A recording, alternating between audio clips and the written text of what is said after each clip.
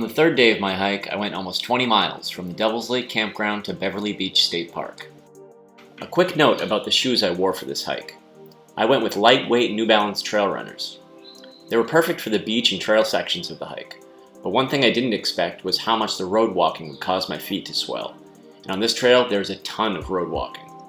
Because I was hiking in the rain with swollen feet on hard pavement, I ended up with some nasty blisters. Next time, I think I'd go with regular hiking boots. I got up super early from my campsite at Devil's Lake and walked through Lincoln City where I grabbed some snacks. There were small sections of beach hiking during the day, but for most of it was road walking. The gray, cool weather was nice for moving fast on the trail, and I made it to Beverly Beach State Park by the middle of the afternoon. Hey, I'm here at Beverly Beach campsite. Just got in 17 miles, about 15 to 17 miles. It's hard to tell with those maps, but it was a long day. I'm tired, my feet are beat up.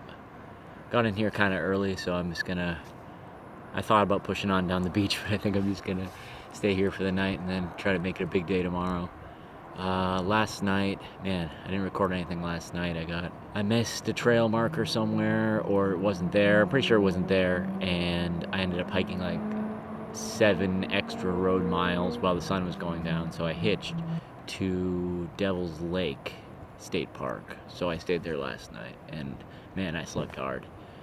Today was raining in the morning. Turns out to be kind of nice today, and I think for the rest of the day I'm just going to take it easy. I just took a shower, and I dried myself on the hand dryer in the bathroom, which is kind of funny. If somebody walked in, that would have been had quite a sight. So yeah, what else? Yesterday it was wet in the morning and then got super hot and dry in the afternoon, so I split one of my toes open. I didn't realize it until I went to put on my socks this morning, and there was a big blood spot on one of the socks. So looking for probably about 15 miles tomorrow. Maybe I can push to 20, who knows. Tough to tell with these maps, but it should be mostly beach walking, which is great because I hate the road walking. The next day, I did a little over 20 miles from Beverly Beach to Driftwood State Park. I set my alarm for 6 a.m. and got up and out of camp early. The first part of the day was a long section of beach walking, which was amazing. Great way to wake up. It rained off and on for most of the day, but I was happy to be hiking along long sections of desolate beach. In the afternoon, the trail crossed a huge bridge, and I stopped and ate some fried halibut at a small restaurant before finishing the day with some more road walking. I'm here at Driftwood State Park. Just did 20 miles today. I wanted to do more, but my feet are hurting pretty bad. I'm pretty tired. It rained most of the day, took a lot out of me. So I'm not really supposed to camp here, but here's the view.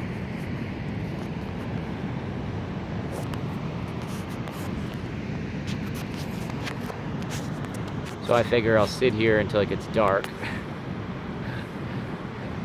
and then set up my tent. And if somebody comes by to hassle me, I'll ask them where I can camp. As I sat in my super sweet camp spot, there were some shady characters walking around until the evening. And just as my luck would have it, a ranger started walking around just as the sun was setting. So I abandoned my campsite with a view for a wet, sandy campsite just out of view of the park, a quarter mile or so down the beach. The next day I got an early start and traveled over 27 miles to Carl G. Washburn State Park. Wet sand was all over everything in the morning. I shook it off as best I could, then I packed up my gear and continued down the road. By late morning, I was back on a long stretch of beach.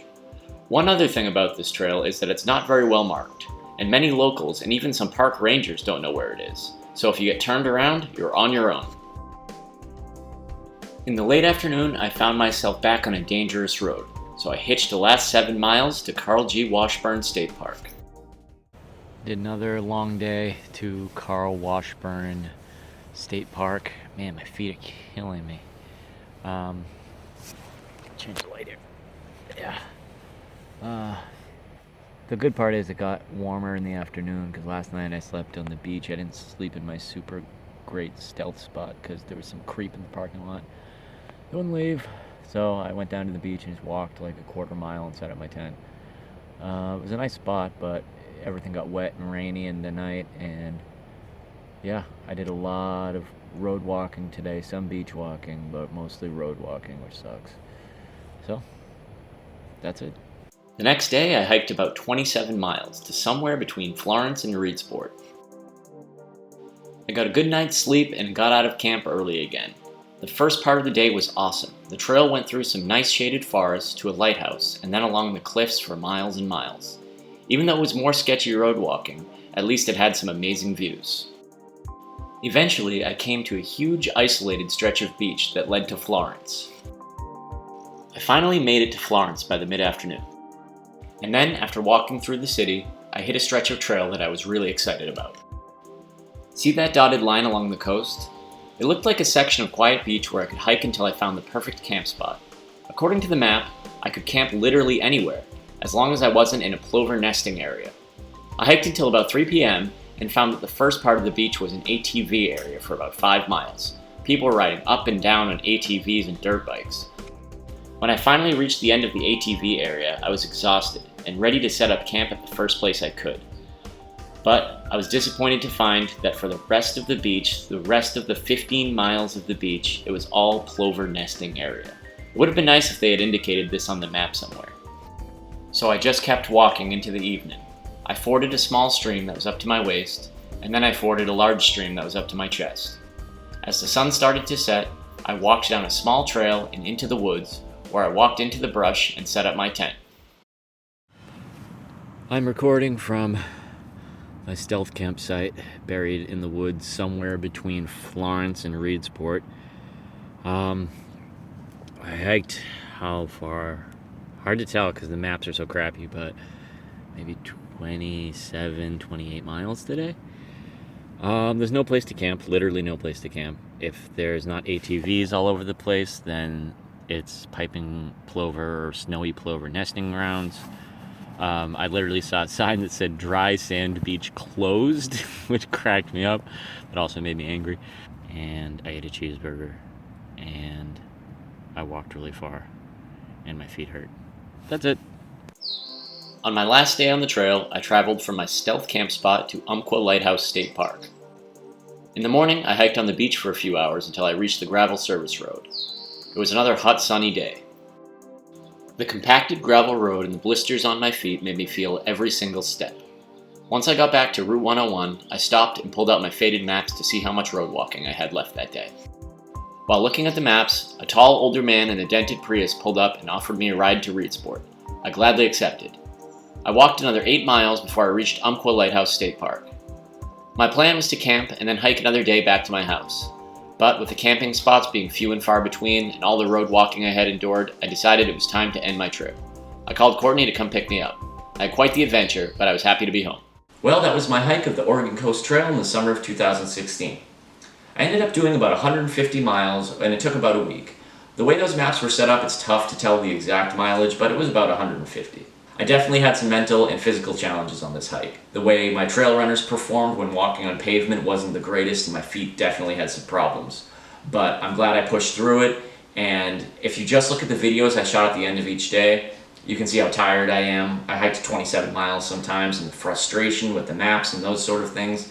But even in the moment, I knew that I was happy to be out there, and I was happy to be facing the challenge. And when I got home and I look back on it, it was a great time.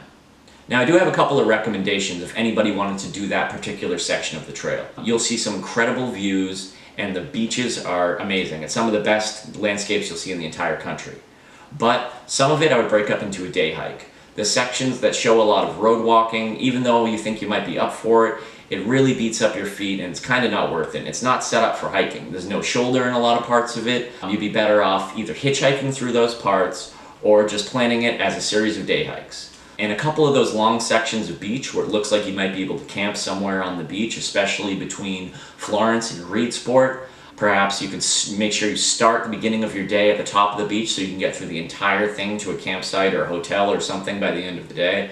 Or just do it as a day hike and have somebody pick you up at the end of it, because that whole section, about 22 miles of beach, you can't camp anywhere along there. But I would definitely recommend that people get out there, see this part of the world, come to Oregon, do this hike. It's amazing. This is one of those destination hikes where you could actually travel. If you live in the Pacific Northwest, travel to Oregon, check out this hike. It's great.